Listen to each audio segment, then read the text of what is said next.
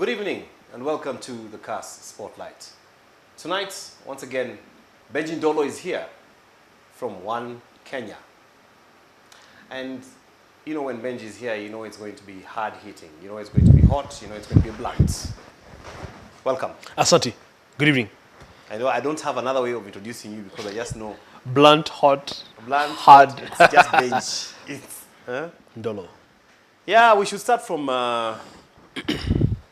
the Garissa attack. Yeah, Very sad happening that happened. indeed. Lots of loss of life, damage to property, injuries. Maybe just to start us off, what can you say about that? As you know, Bonacones, I am one of the strong believers of real talk, of hard talk in this country. And hard talk is uncomfortable, and truth hurts. In 2011, I am on record, and I can provide the evidence, asking that the government reconsider our excursion into Somalia. Yes, certain things have to be done. Yes, we must secure our country and we must fight terror. But if you look at the data and the evidence, there is an unexplainable surge that can only logically be explained or justified by our excursion into Somalia. So since then, the hits have become so many and so devastating that terror is now becoming part and parcel of Kenyan life. And that's what we do not want. But we know there are those who argue that that would be giving in to terror. I understand. That would be bowing down. I understand. You know. I understand. But France left Algeria. America left Afghanistan. And Vietnam. England left Kenya. America left Vietnam. America recently left Iraq.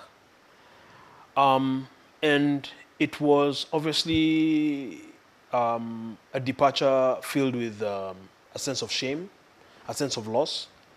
But you see, ego must not trounce life. You cannot just stay on to prove a point. I am telling you that the killing of these innocent children is so devastating to families that, first of all, most of them are coming from poverty, and these are their only ticket out of poverty. These are their most major investments. Even outside of familial love and bond, these are the most viable for a family for tomorrow. And somebody gets a call and is told, I have your daughter, and I'm going to kill her now. Count the number of shots, gunshots. Garissa was devastating. And it was even more devastating because, as usual, we're getting caught napping. So the response could have been better. Yes, the CSR said it was good enough, but clearly it was not. Not when Recce Company are quietly grumbling, not when they're struggling to get to, not when they're struggling to get to the site, not when our response time, and personally, I'm one of the people who has been talking about response time for a long time. It's not where it needs to be. Our response is not where it needs to be. Yeah. And so we must learn lessons on top of praying for the families, on top of endless speeches and lectures, on top of the pretty talk about coming together. We must recalibrate our policy. We must look at where we are, how we got there, and how we can go in a different direction. That's the definition of leadership. And that's all people like us are about. We're about challenging the leadership to do better. Because as I told CSR Amina today on Twitter, the enemy of good is better. The enemy of better is best. Cannot just feel comfortable with the kind of response we've had now. It's not good enough. 150, 200 lives is way too many. Innocent, terrified lives.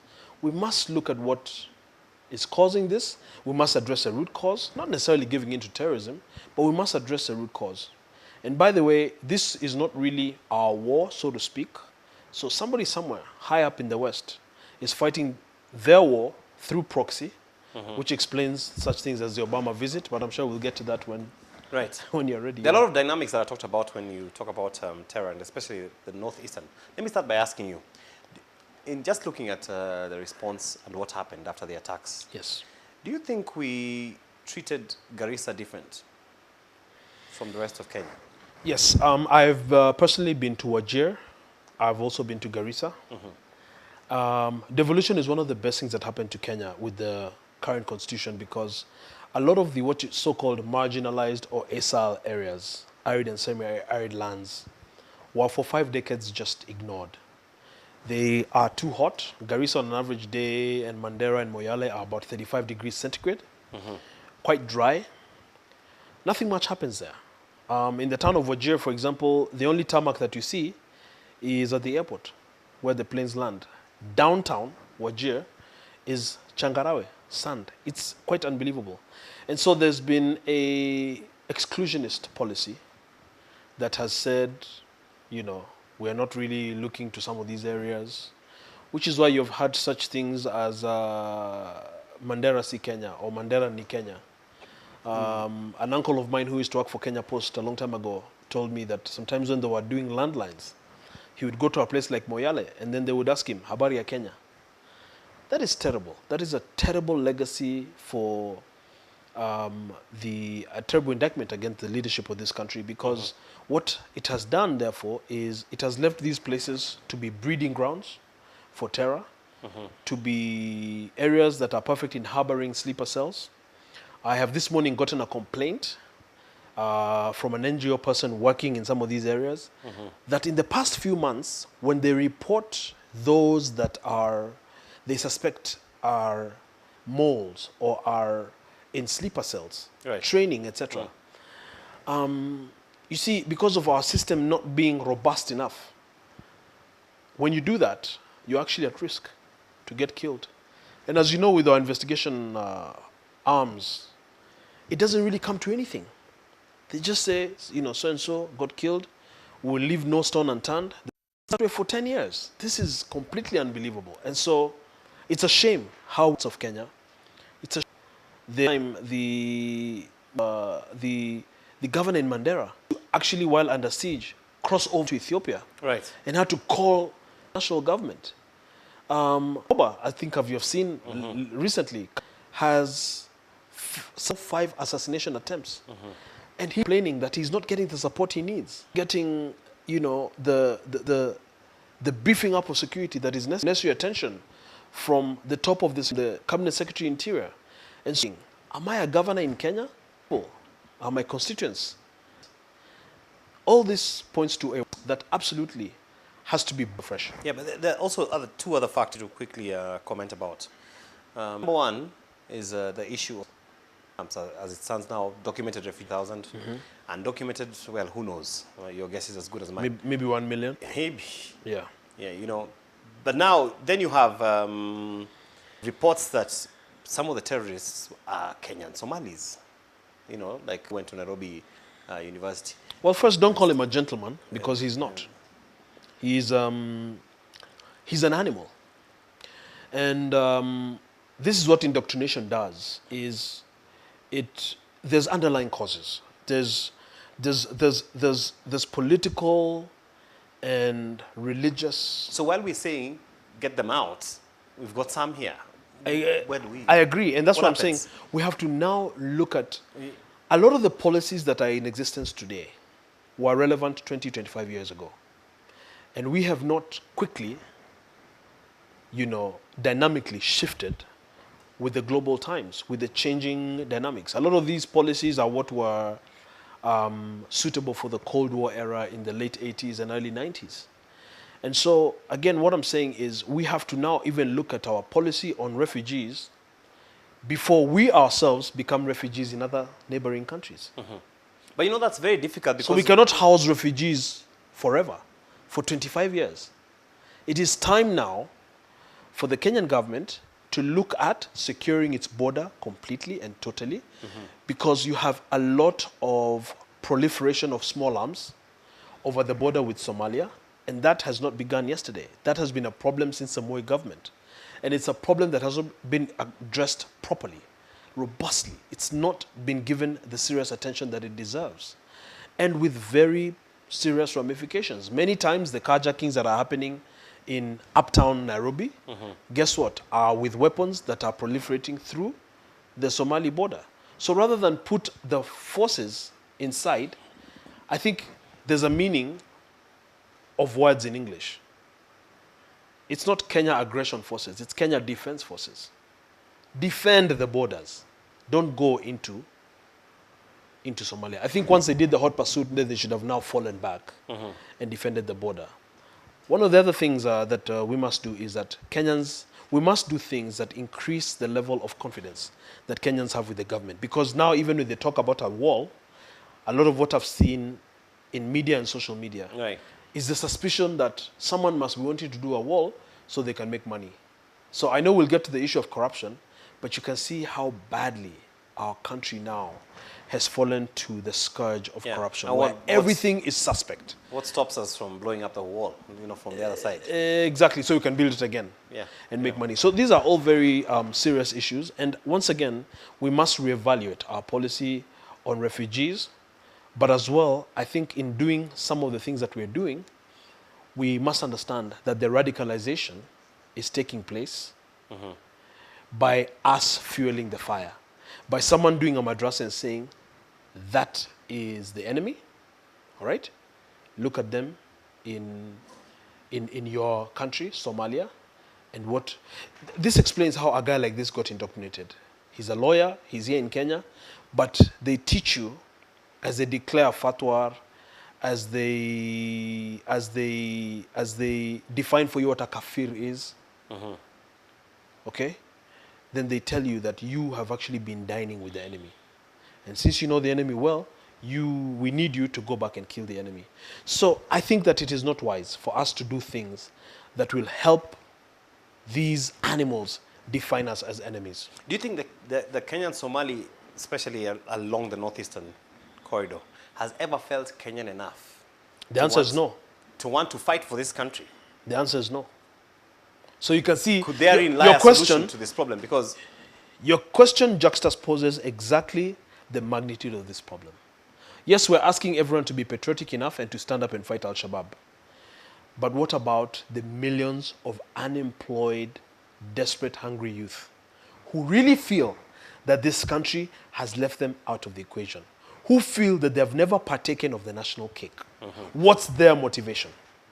What about the guys in Moyale, Marsabit, Wajir, who have been neglected for decades, who have grown up in the hot sun with no access to water, with no access to opportunities, and who are, in their feeling, in their mind, second-class citizens? So what's their motivation?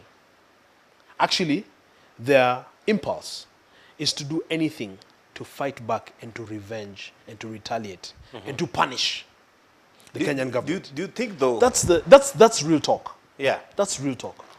And like I said, it's painful. It is. It is. It is. It's painful reality. These are the things that tell President Uhuru. Not all the things he wants to hear. That will never help a leadership. A leadership needs to be confronted with the tough stuff, with the tough reality. Why? Because it is the most bitter medicine that can fix your body. Now, do you think, though, that, from the government's perspective, they say there are a lot of things that they're doing, that they thwart a lot of... For every attack you see, they have thwarted so many others that you may not have seen. Is there a possibility that, when we see people talk about government response and what happened, maybe just before we take a break, do you feel like we're unfair in our expectation of what the government should do?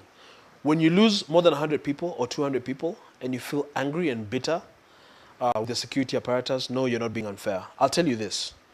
It is possible that the government is thwarting a few. I have had occasion to advise agencies at different levels.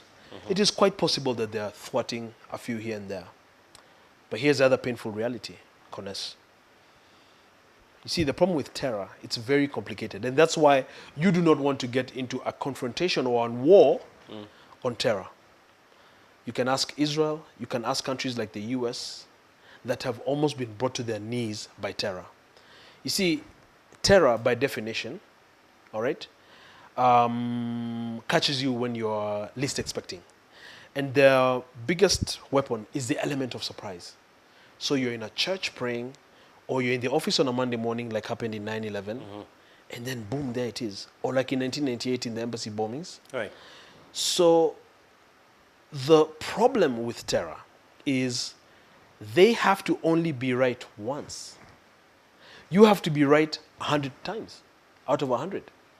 Because the one time that you fail is the one time that you It's lose called. 200 people. Right. You understand? And so when you lose 200 people, no one will remember the ones you thwarted. People will remember the faces they're seeing in the newspaper. And the bodies, I think you saw the pictures. The body count is completely unacceptable. And so again, the challenge is they only have to be right once. You have to be right all the time.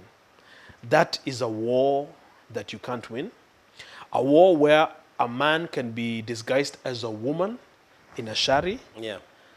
Meanwhile, they are strapped bombs on their body. Yeah. That's a war you can't win. And some And of the us have war where studied these you're things. fighting people that are ready to die. And a war where you're fighting people who've come in for individuals Yeah. that are ready to die. This is an unconventional warfare. And my question to you, my challenge to you as we go to break, is Westgate, we had 4 people. Garissa, we had 4 people. I challenge you to imagine that the commandant who is deploying these fighters, these Shabab fighters, he must be sitting somewhere thinking, wait a minute, what if I deploy 20? I'll leave that to you as your challenge as we go to break. Yeah. Now you get how scary I this want is. to talk about the directive about the 10,000 Recruits. recruits. Absolutely. When we come back. We'll take a break on that note. If you're just watching us, I'm here with Benji Ndolo. He's from One Kenya. We're discussing political matters that affect you. We'll be right back.